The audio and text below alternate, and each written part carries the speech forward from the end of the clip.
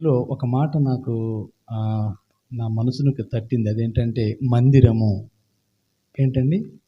మందిరము. మందిరము అనగానే నాకొక ఆలోచన వచ్చింది.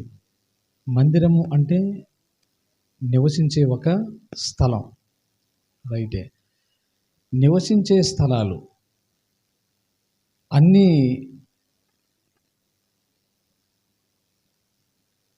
నివాసాలు ఒకటి కాదు. అన్ని నివాసాలు ఒకటి కాదు.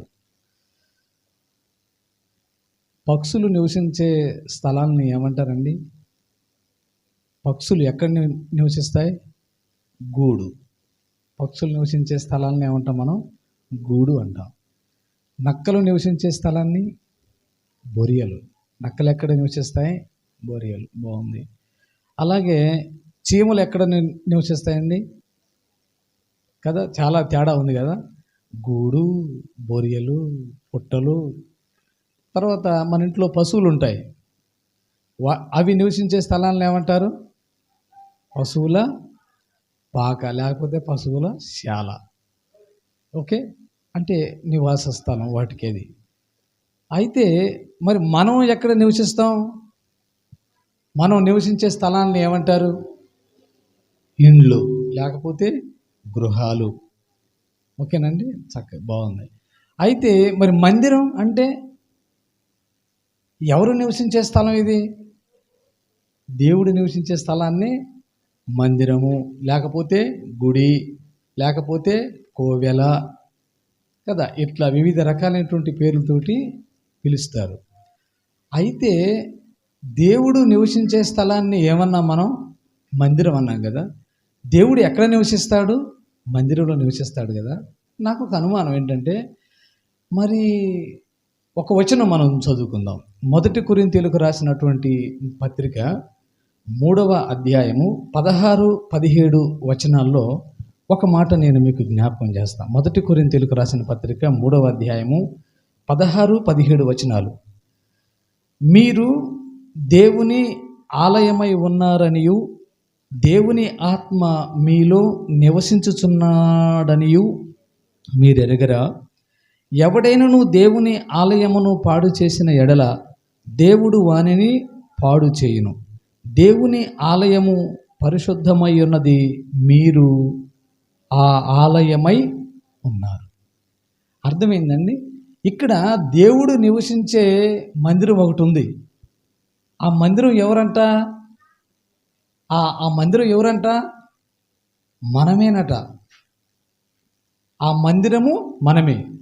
నాకు ఒక ఆలోచన వచ్చింది. ఏంటంటే, మరి పరలోకం ఉంది కదా, ఆయన అక్కడ నివసించవచ్చు కదా, లేదా అదో మనం కట్టాం కదా, ఇది ఈ మందిరంలో, భౌతికమైన మందిరంలో ఆయన ఉండవచ్చు కదా.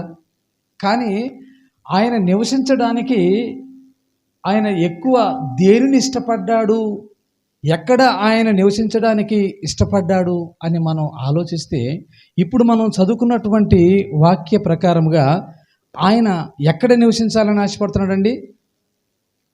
ఎక్కడ? పశువుల శాలలోనా? ఏమండి? మనలో. వెరీ గుడ్, బాగా చెప్పారు. అంటే మనము దేవునికి ఏమై ఉన్నామంట?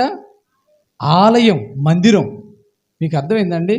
పరలోకం ఉంది, అలాగే మనం కట్టినటువంటి భౌతికమైన మందిరం ఉంది. ఆయన అక్కడ నివసించవచ్చు కదా. ఆయన ఇంకో దాంట్లో నివసించాలని ఆయన ఆశపడుతున్నాడు. దేనిలోనంటే మనలో. మనమే ఆయనకు ఏమై ఉన్నామట? ఆలయమై ఉన్నామట. అంటే మనలను ఆలయముగా చేసుకొని మనలో జీవించాలి అని, మనలో నివసించాలి అని ఆయన ఆశపడుతున్నట్లుగా ఈ లేఖనంలో మనం చూస్తాం. అదే అంటాడు, మీరు దేవుని ఆలయమై ఉన్నారని మీరు ఎరగరా? మీరు దేవుడు నివసించే మందిరమై ఉన్నారన్న సంగతి మీకు తెలియదా? మీరు దేవుని ఆలయమై ఉన్నారని మీరు గ్రహించరా? మీకు అర్థం కాలేదా అని దేవుని యొక్క వాక్యము సెలవిస్తుంది. అంటే దేవుడు నివసించడానికి దేవుడు సెలెక్ట్ చేసుకున్న, దేవుడు ఇష్టపడ్డ, దేవుడు ప్రేమిస్తున్న మందిరము ఏదైనా ఉంది అంటే అది నువ్వు, నేను, మనమేనట. మీకు అర్థమైందండి? ఆయనకి ఇష్టమైన మందిరం, ఆయన ఎందులో నివసించాలని ఆశపడుతున్నాడు అని అంటే మనలో నివసించాలని. మనమే ఆయన ఆలయముగా, మనమే ఆయన నివసించే మందిరముగా దేవుడు సెలెక్ట్ చేసుకున్నాడు. ఎంత మంచి మాట ఇది, చాలా అద్భుతంగా ఉంది కదా. అయితే మరి మనలను ఆయన మందిరముగా చేసుకొని మనలో నివసించాలని ఆశపడుతున్నాడు అని మనం ఈ వాక్యం ద్వారా తెలుసుకున్నాం. ఇంతకీ మరి మనల్ని ఎవరు కట్టారు? మరి ఈ మందిరం ఏం కావాలి? మనం కట్టుకున్నాం కదండి, చాలా చక్కగా బాగుంది ఈ మందిరం, మనం కట్టుకున్నాం కదా. ఈ మందిరం దేవుడు మనలను కలుసుకోవడానికి మాత్రమే, కానీ దేవుడు నివసించడానికి, దేవుడు ఎన్నుకున్న, దేవుడు సెలెక్ట్ చేసుకున్న, దేవుడు ఇష్టపడి ప్రేమించిన మందిరం ఎవరు? అది మనము. ఆయన నివసించేది మనలో నివసించాలని ఆయన ఇష్టపడుతున్నాడు. ఆయన మందిరముగా మనం ఉండాలని ఆయన కోరుకుంటూ ఉన్నాడు. అంటే నువ్వు ఒక దేవుని ఎవరివి? నువ్వు ఒక దేవుని ఆలయానివి, మనం ఒక దేవుని మందిరాలము, మనమే మందిరాలము. అంటే ఆయన మనలో నివసించడానికి ఇష్టపడుతున్నాడు. అయితే ఇంతకీ మనల్ని ఎవరు నిర్మించారు? మనల్ని ఎవరు కట్టారు? దేవుడు నివసించే ఆలయాలుగా, మందిరముగా ఉండడానికి దేవుడు నివసించడానికి మనము మందిరంగా ఉండండి. ఎవరు కట్టారు మనల్ని అని మనం ఆలోచిస్తే ఎవరు కట్టారండి మనల్ని? మన అమ్మ నాన్నోళ్ళు. మనం ఎమ్మటే మన ఆలోచన అలాగా వెళ్ళిపోతాయి, మంచిదే. అయితే మనల్ని ఎవరు కట్టారు? కీర్తన గ్రంథము 139వ కీర్తనలో 13వ వచనంలో ఒక మాట ఇలా వ్రాయబడి ఉంది. 139వ కీర్తన 13వ వచనం. నా అంతరింద్రియములను నీవే కలుగచేస్తివి, నా తల్లి గర్భమందు నన్ను నిర్మించిన వాడవు నీవే. అర్థమైందా? మనలను నిర్మించింది ఎవరు? దేవుడే. మనల్ని కట్టుకున్నది ఎవరు? దేవుడే కట్టుకున్నాడు. ఎందుకోసం కట్టుకున్నాడు? మనలో నివసించడానికి ఆయన మందిరాలుగా కట్టుకున్నాడు, ఆయనే నిర్మించుకున్నాడు. ఈ మందిరాల్ని కట్టుకుంది ఎవరు? మిమ్మల్ని కట్టింది ఎవరండి? మీరంతా ఎవరు? మనమంతా ఎవరు అంట? దేవుని మందిరాలం, దేవుని ఆలయాలం. అయితే మనలను కట్టుకున్నది ఎవరు అంటే దేవుడే. మనలను నిర్మించుకుంది దేవుడే. అలాగే ఇంకొక మాట మనం చూస్తాము. 1 కొరింథీయులకు రాసిన పత్రిక 6వ అధ్యాయము 19వ వచనంలో ఏమనుందంటే, మీ దేహము దేవుని వలన మీకు అనుగ్రహింపబడినది అని ఉంది. అంటే మన దేహము ఎవరి వల్ల అనుగ్రహించబడింది? దేవుని వల్ల అనుగ్రహించబడింది. మనలను నిర్మించుకుంది ఎవరు? దేవుడే. మన నిర్మాత దేవుడే. అంటే ఎందుకు అని అంటే, మనం ఆయన బిడ్డలుగా ఉండడానికి, మనము ఆయన మేపు గొర్రెలముగా ఉండడానికి, మనము ఆయన సంఘముగా ఉండడానికి, మనము ఆయన ఆలయముగా ఉండడానికి, మనము ఆయన మందిరముగా ఉండడానికి ఆయనే మనలను నిర్మించుకున్నాడు. చెప్పండి, మనలను నిర్మించుకుంది ఎవరు? ఆయనే, దేవుడే మనలను నిర్మించుకున్నాడు. ఇది మొదటి మాట. రెండవ మాట నేను మీకు జ్ఞాపకం చేస్తా. అయితే ఆయన మనలను ఆలయముగా నిర్మించుకున్న మాట వాస్తవమే. మరి ఈ ఆలయం ఏమైపోయింది అని మనం చూస్తే, ఎఫెసీయులకు రాసినటువంటి పత్రిక 2వ అధ్యాయము 1-2 వచనాల్లో ఇలా వ్రాయబడి ఉంది చూడండి. ఎఫెసీయులకు రాసిన పత్రిక 2వ అధ్యాయము 1వ వచనం. మీ అపరాధముల చేతను పాపముల చేతను మీరు చచ్చిన వారై ఉండగా ఆయన మిమ్మును క్రీస్తుతో కూడా పాడైపోయింది మందిరం. అపరాధముల చేత పాపముల చేత ఆయన కట్టుకున్న ఈ మందిరము, మనము అనబడే మందిరము ఏమైపోయింది? శిథిలమైపోయింది. ఆయన నివసించడానికి యోగ్యముగా, అనుకూలముగా లేకుండా పోయింది. దేనివల్ల? పాపముల చేత, అపరాధముల చేత, దోషముల చేత ఆయన నివసించడానికి ఆయన నిర్మించుకున్న ఈ మందిరము పాపము చేత ఏమైపోయింది? శిథిలమైపోయింది, పతనమైపోయింది, పాడైపోయింది, చెడిపోయింది. ఆయన నివసించడానికి అనుకూలంగా, యోగ్యంగా లేకుండా పోయింది. అయితే మరి దీనిని ఏం చేశాడు ఆయన? ఇది పోతే పోయిందిలే, ఇంకొకటి కొత్తదాన్ని నిర్మించుకుంటాలే అని ఆయన ఇంకొకటి కొత్తదాన్ని ఆయన నిర్మించుకోగలడా? నిర్మించుకోలేడా? నిర్మించుకోగలడు. అయినా దీన్ని పక్కన పెట్టలేదు. ఇది పాడైపోయింది, ఇది వద్దులేని దీన్ని పక్కన పెట్టకుండా దానినే మరలా ఏం చేశాడు? శుద్ధి చేశాడు. మనం లూకాసు వార్త 19వ అధ్యాయం 10వ వచనంలో చూస్తాం. ఏమని? నశించిన దానిని వెదకి రక్షించుట కొరకు మనుష్య కుమారుడు వచ్చెను. అబ్బా, అంటే పతనమైపోయిన, పాడైపోయిన, పాపము చేత శిథిలమైపోయినటువంటి మానవ దేహాలను, మానవ జీవితాలను తిరిగి ఆయన ఏం చేశాడు? శుద్ధి చేసుకోవలసి వచ్చింది. ఆయనే ఏమండి పాపము నుండి విమోచించవలసి వచ్చింది. ఈ పాపము నుండి విమోచించడానికి ఆయన ఎక్కడి నుండి వచ్చాడు?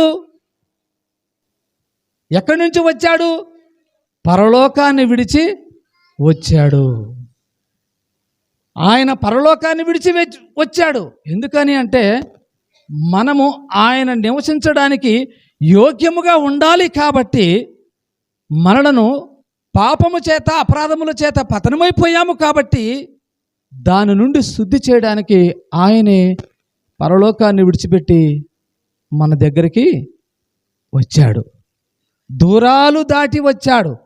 మాధవుడు పరలోకంలో ఉండవలసిన దేవుడు మానవ అవతారాన్ని ధరించుకొని, మానవ రూపాన్ని ధరించుకొని, మనవలే రక్త మాంసములు కలిగినటువంటి శరీరాన్ని ధరించుకొని ఆయన దూరాలు దాటి మన కోసం వచ్చాడు. ఎందుకంటే ఆయన నిర్మించుకున్న మందిరం ఆయన మనము పాపముల చేత శిథిలమైపోయాం కాబట్టి దానిని పక్కన పెట్టకుండా మరలా దాన్ని ఏం చేయడానికి వచ్చాడు? శుద్ధి చేయడానికి వచ్చాడు. తన రక్తముతో కడిగికొని శుద్ధి చేసుకోవడానికి, ఎందుకంటే ఆయన నివసించడానికి యోగ్యముగా మనలను ఏమండి ఉంచడానికి ఆయన పరలోకమును దాటి, దూరాలు దాటి ఈ లోకానికి ఆయన వచ్చాడు. ఒక సేవకుడు ఇలా పాట రాశాడు.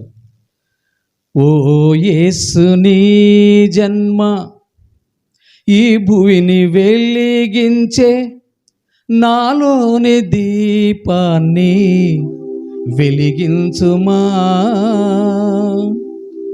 దూరాలు దాటినావు, మాదరికి చేరినావు, మట్టిలోనున్న మమ్ము మహిమలో కెత్తినావు. ఓ యేసు నీ జన్మ ఈ భూమిని వెలిగించే, నాలోని దీపాన్ని వెలిగించుమా. ఓ యేసు నీ జన్మ ఈ భూమిని వెలిగించే, నాలోని దీపాన్ని వెలిగించుమా.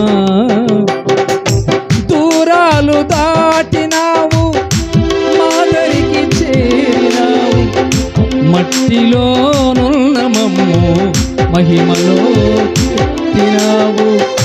దూరాలు దాటినావు, మాదరికి చేరినావు, మట్టిలోనున్న మమ్ము మహిమలో ఎత్తినావు.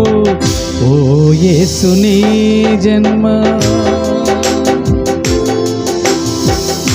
మారని దేవుడవయ్యా, చరితనే మార్చితివయ్యా. మారని దేవుడవయ్యా, చరితనే మార్చితివయ్యా.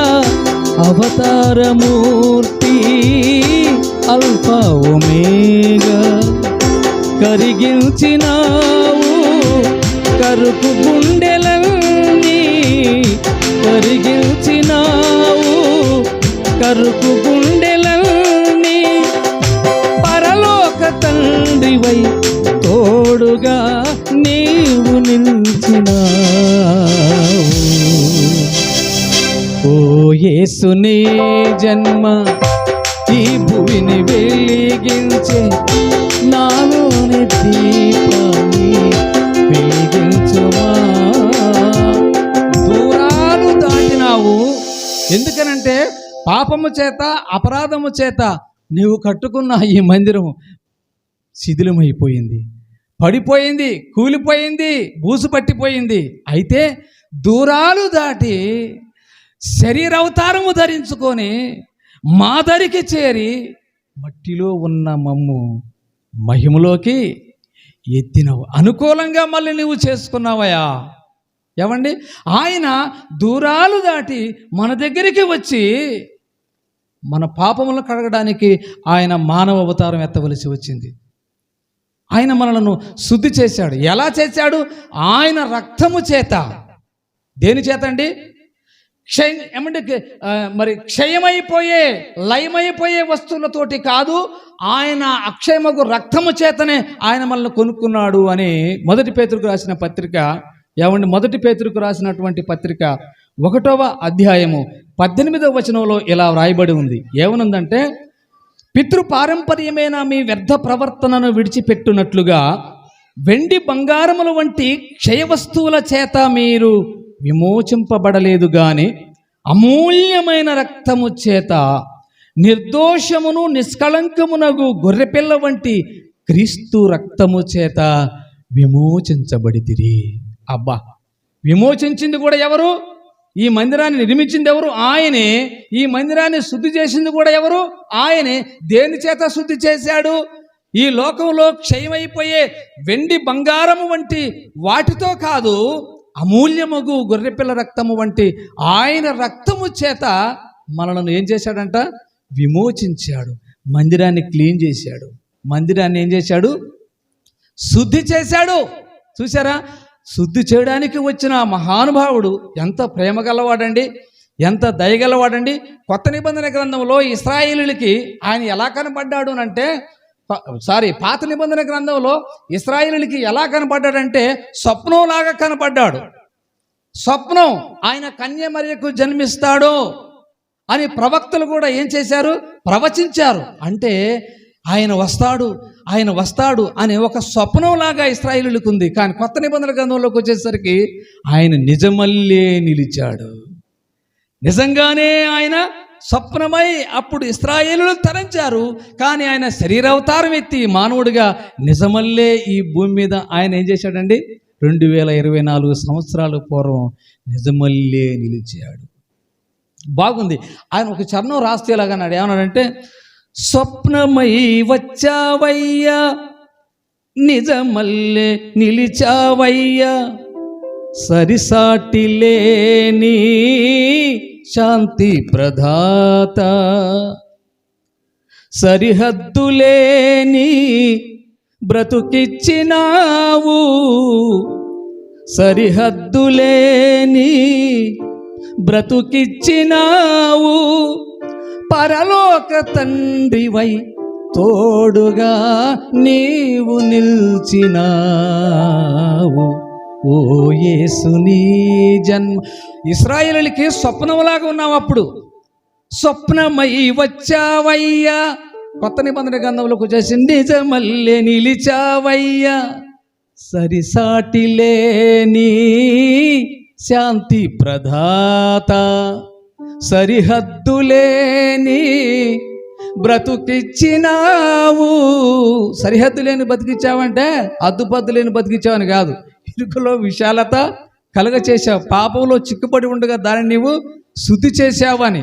సరిహద్దులేని బ్రతుకిచ్చినావు, పరలోక తండ్రివై తోడుగా నీవు నిల్చినావు. ఓ యేసు నీ జన్మ ఈ భువిని వెలిగించే నాలోని దీపాన్ని వెలిగించుమా.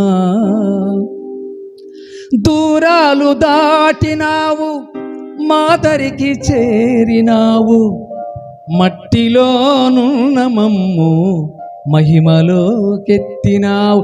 ఆయన అమూల్యము గొర్రెపిల్ల వంటి రక్తము చేత పడిపోయిన మనలను, కుంగిపోయిన మనలను, శిథిలమైపోయిన మనలను తిరిగి ఆయన రక్తం చేత నిలబెట్టినాడు. ఎంత గొప్ప ప్రేమ కలిగినటువంటి వాడయ్యా.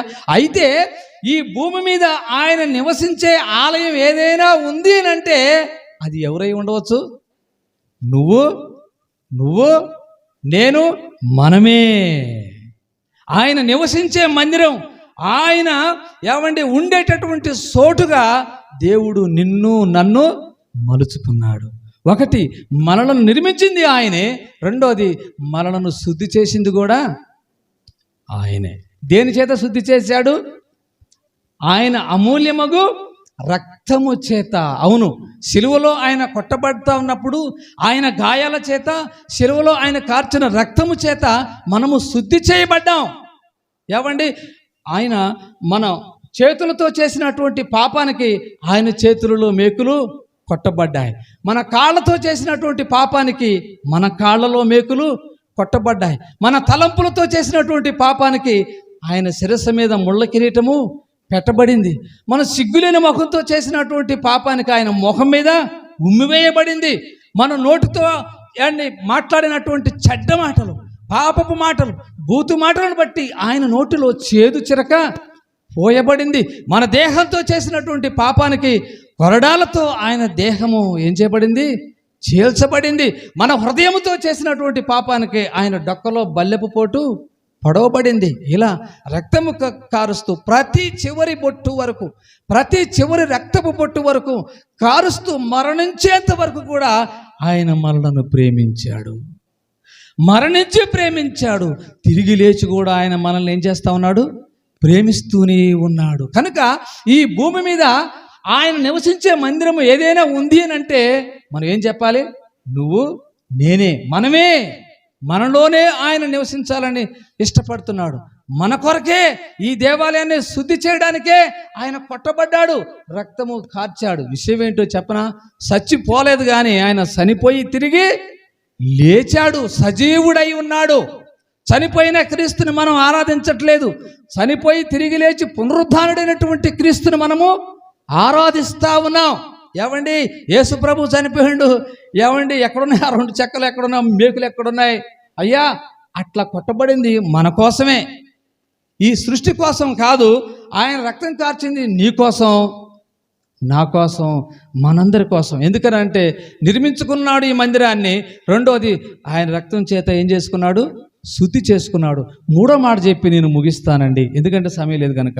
ప్రకటన గ్రంథము 3వ అధ్యాయము 10వ వచనాన్ని ఒక మాట చదవగలరా? ప్రకటన గ్రంథం 3వ అధ్యాయము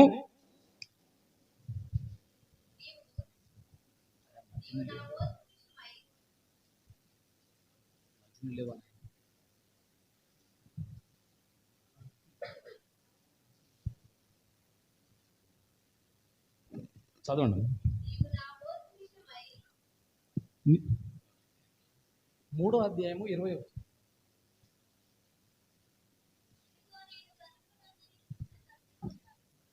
వినండి.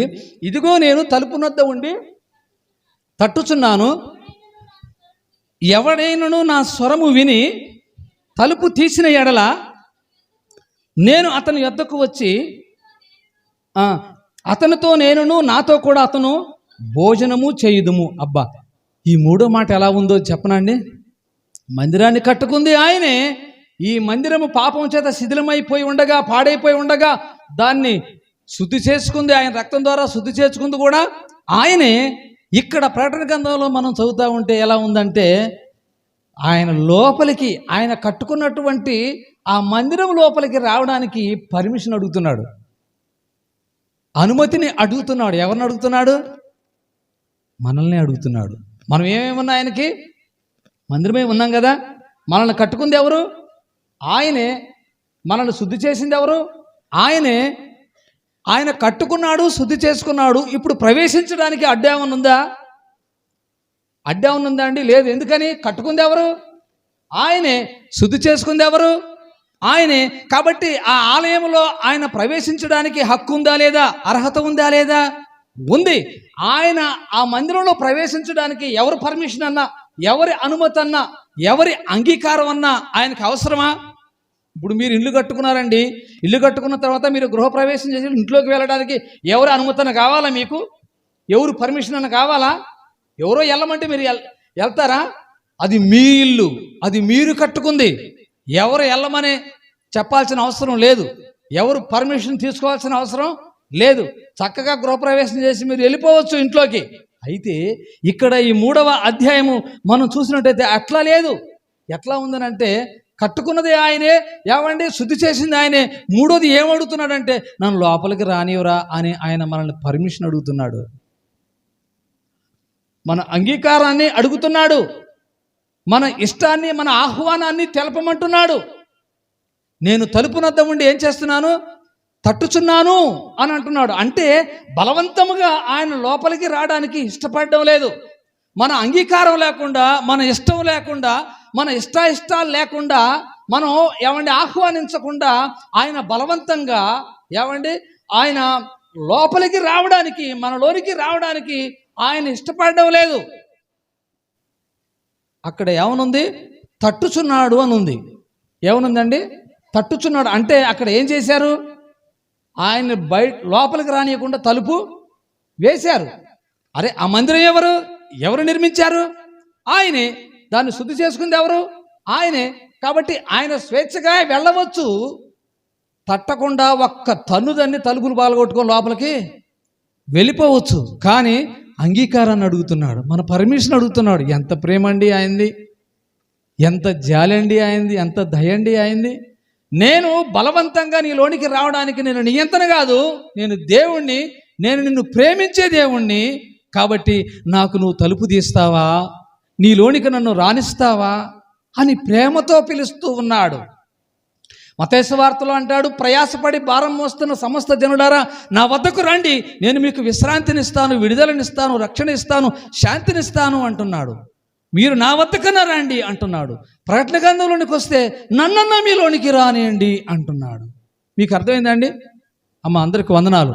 ఇక్కడ ఉన్నారు కదా, ఈడంతసేపు చోతుడు తొందరగా ముగియడా అని చెప్పేసి మీరు బాధపడమాకండి, నేను కొద్దిసేపట్లోనే ముగిస్తానండి.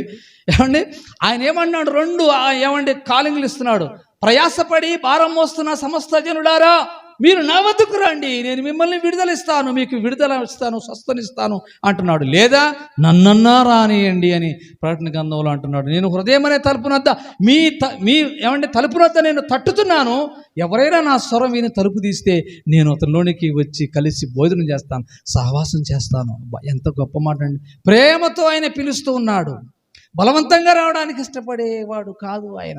నువ్వు అనుమతిస్తేనే, నువ్వు అంగీకరిస్తేనే, నువ్వు రా ప్రభువా లోపలికి అంటేనే రావడానికి ఇష్టపడుతున్నాడు అని అంటే అసలు నీ దేహం నీది కాదు. దీన్ని శుద్ధి చేసుకుంది మనం కాదు, ఆయనే ఇచ్చాడు, ఆయనే శుద్ధి చేసుకున్నాడు, ఆయనే రావడానికి మన అనుమతిని అడుగుతున్నాడు, మన పర్మిషన్ అడుగుతున్నాడు, నీ పర్మిషన్ అడుగుతున్నాడు, నీ అంగీకారాన్ని అడుగుతున్నాడు, నీకు ఇష్టమేనా అని అడుగుతున్నాడు. ఎంత ప్రేమ గలవాడండి ఆయన.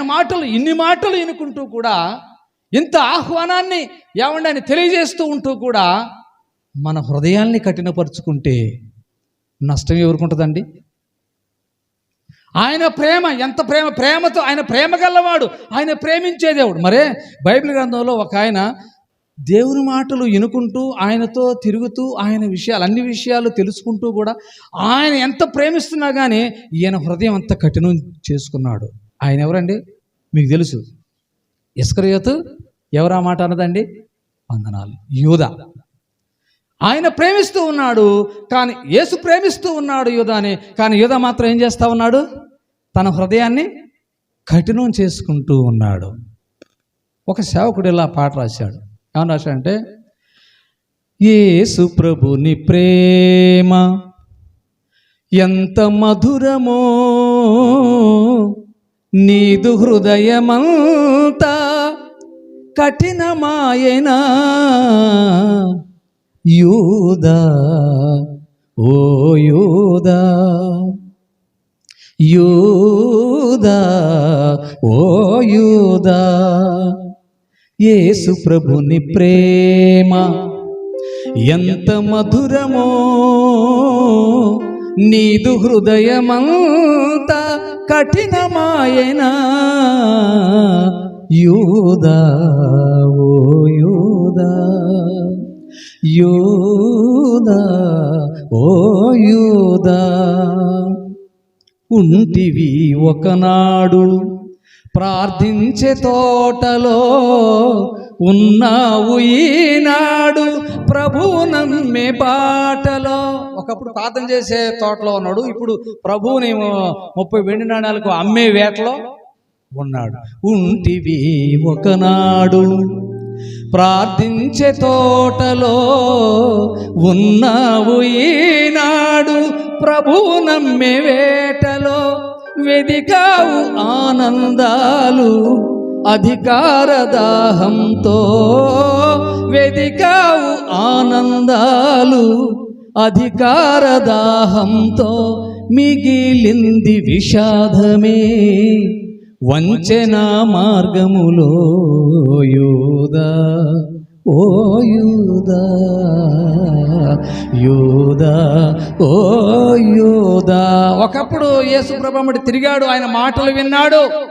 ఏమండి, ఆయన ఎంతో మందిని స్వస్థపరుస్తుంటే చూశాడు. ఏమండి, ఎన్ని వేల మందికి రొట్టెలు పంచుతా ఉంటే కూడా అక్కడ కూడా ఉన్నాడు. ఆయన ప్రేమగల వాక్కులు విన్నాడు. కానీ చివరికి ఏమైపోయాడు? తనను తాను వంచన చేసుకుంటూ వచ్చాడు. ఆయన పిలుపులు విని, ఆయన మాటలు విని, ఆయన అద్భుతాలు చూసి కూడా తన హృదయాన్ని ఏం చేసుకుంటూ వస్తున్నాడు? కఠినం చేసుకుంటూ వస్తున్నాడు. తనను తాను ఏం చేసుకుంటూ వస్తున్నాడు? వంచన చేసుకుంటూ వస్తున్నాడు. ఓ ప్రియమైన దేవుని బిడ్డలారా, నా స్నేహితులారా, ఇదిగో ఆయన వాక్యం ద్వారా పిలుస్తూ ఉన్నాడు. నిన్ను నిర్మించుకుంది ఆయనే, నిన్ను శుద్ధి చేసుకుంది ఆయనే. చివరికి నీలోనికి రమ్మని ఆయన నీ పర్మిషన్ అడుగుతున్నాడు, నీ అనుమతిని కోరుతున్నాడు. రా ప్రభువా అంటావా? నిన్ను నిర్మించిన వాడు, నిన్ను ప్రేమించిన వాడు, నీ కొరకు రక్తము కార్చిన వాడు, నీ కొరకు అవమానాలు పడ్డవాడు, నీ కొరకు నిందలు భరించిన వాడు, గాయాల పాలైనటువంటి వాడు, ఆయన గాయాల చేత నిన్ను స్వస్థపరిచినటువంటి వాడు, ఆయన ఒక మాట మాట్లాడుతున్నాడు, నన్ను ఆహ్వానిస్తావా అని. ఆయన్ని మనలోనికి ఆహ్వానిస్తే ఏం జరుగుద్దండి? మూడు మాటలు మీకు జ్ఞాపకం చేస్తా. ఒకటి, ఆయన మనతో సహవాసం చేస్తాడు. ఆయన మనతోటి సహవాసం చేస్తాడు. రెండవది అంటాడు, మెట్టలు తత్తరిల్లినా నేను నిన్ను విడువను ఎడబాయను. యెషయా గ్రంథం 54వ అధ్యాయం 10వ వచనంలో చూస్తాం. మూడవది యోహాను సువార్త 14వ అధ్యాయం 27వ వచనంలో, నేను మీకు శాంతినిస్తాను. లోకమిచ్చే శాంతి కాదు, నా శాంతిని నేను మీకు అనుగ్రహిస్తాను. నువ్వు లోకానికి ఆహ్వానిస్తే, రా ప్రభు అని ఆహ్వానిస్తే, ప్రేమగల దేవుడు, చేతులు చాచిన దేవుడు పిలుస్తూ ఉంటే రా ప్రభు అని నువ్వు ఆహ్వానించినట్టయితే నీతో సహవాసం చేస్తాడు, నీకు శాంతినిస్తాడు, నిన్ను విడువడు ఎడబాయడు. ఈ రాత్రి నువ్వు ఆహ్వానిస్తావా? ఈ వాక్యం ద్వారా దేవుడు నిన్నే పిలుస్తూ ఉన్నాడు. ప్రియ స్నేహితుడా, దేవుడి మాటలు దీవించి ఆశీర్వదించును గాక. ఆమేన్.